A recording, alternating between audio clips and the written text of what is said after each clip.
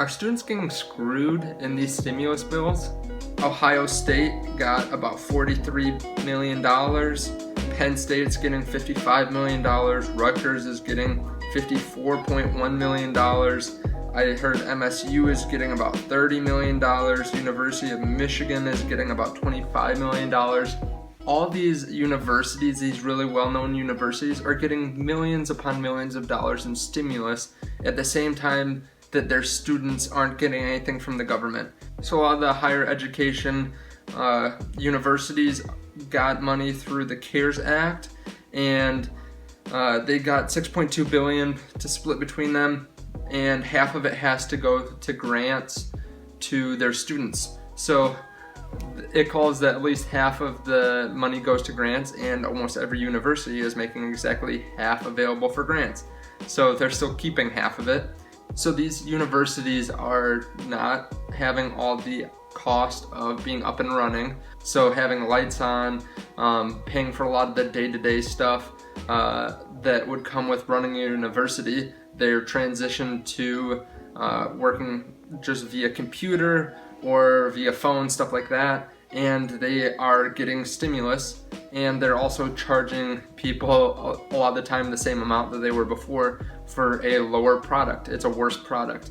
I know a lot of people that had labs where the majority of their learning was in labs, and now they can't benefit from that, so it's all via computer. Now they still have to pay their professors and stuff like that, but a lot of this money that goes to, building new buildings shouldn't be allocated towards that right now. This is not a time to be greedy and be charging people $30,000 a year because you are getting a much worse product. So I'm calling on a lot of the colleges and universities to lower their education costs in this time to help out with everything that's going on right now. They should be helping their students just as much as they should be helping themselves, and not taking advantage of the situation by just taking stimulus. Of course, they have some different costs trying to move virtually, but they should be held accountable to lowering these costs because they're too high as it already was. I do feel like some individuals that have student loans and are in school now aren't getting some of the stimulus that they should get and that they deserve. But I want to go through some of the stuff that's happened so far, some benefits that students have been given, and some proposals that are on the line right now to potentially help them more in the future. So it is pretty well known that a lot of students weren't included in those $1,200 stimulus payment checks. Now that's because a lot of them are dependents, so they do not qualify to get those checks.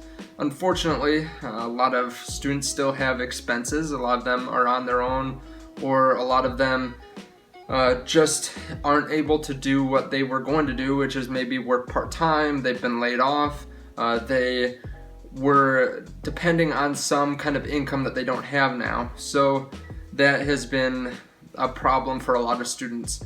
In the interim bill, they passed a lot of money towards small businesses, towards economic disaster grants and loans, and more money for testing and for hospitals. But one big group that was left out is both the individuals and then students. So I bring this up because there was some talk about including something related to student loans in that bill. For example, the Senate Democrats proposed forgiving $10,000 of federal student loans for all borrowers.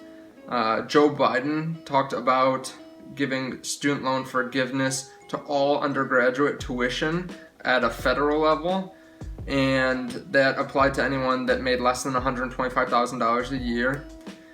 The House Democrats called for $30,000 in student loan forgiveness.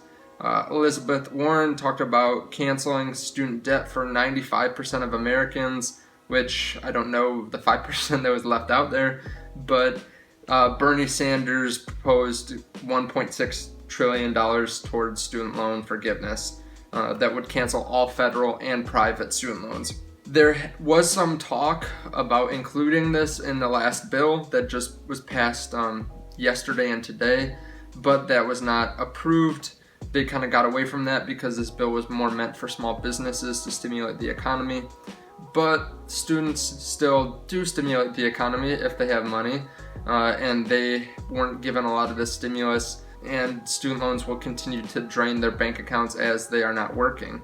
Now, there was some benefits that we got out of the CARES Act, and that was suspension of all federal student loans, 0% interest on the student loans, and then no garnishment from wages or Social Security or tax refunds. So we did get some benefit there, but we haven't gotten a lot of the forgiveness that they have been floating around.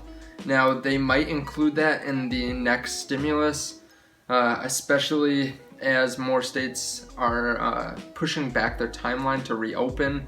There's a better chance of stimulus, but we might not get it in the form of some kind of forgiveness. Some of the bills that are proposed right now are talking about just giving stimulus to more people. So if you didn't qualify for that $1,200, what they're talking about now is you might qualify for the next, $2,000 a month for the emergency money for the People Act, or some of the other proposals that are being pushed around right now.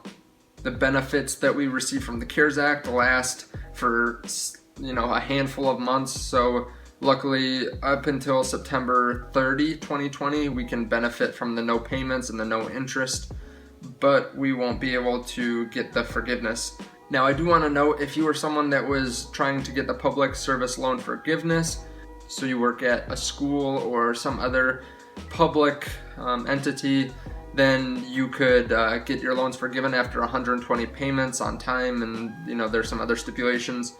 But if you do postpone your student loans, so you go in there and you skip some loans, that will count toward your 120 months. So, do your own research, exactly what you have to do to get this through. I don't know if you have to apply really, or if you just literally don't pay your student loans when they come due. I haven't actually tried to do that myself, but these months where you don't pay would be considered part of that 120, so you can get away with not paying them, and then they'll also be forgiven later. So it's kind of like a little cheat code for the meantime. So you might be able to get 5 months where you don't have to pay and it still counts. So that is another benefit that I wanted to talk to you about. I've talked before about whether to do debt snowball or debt avalanche and different stuff like that. Let me know if you guys want me to explain that again in a different video. It's just different ways to pay off your student loans and which one makes the most sense over time. But if you guys like this stuff, please leave a like or comment, what you want to see next. I appreciate it. I just feel like there hasn't been much talk on student loans and how students are being affected from all this. So I wanted to kind of elaborate on that and illuminate what's going on. I appreciate it, and I will see you in the next video. Bye, guys.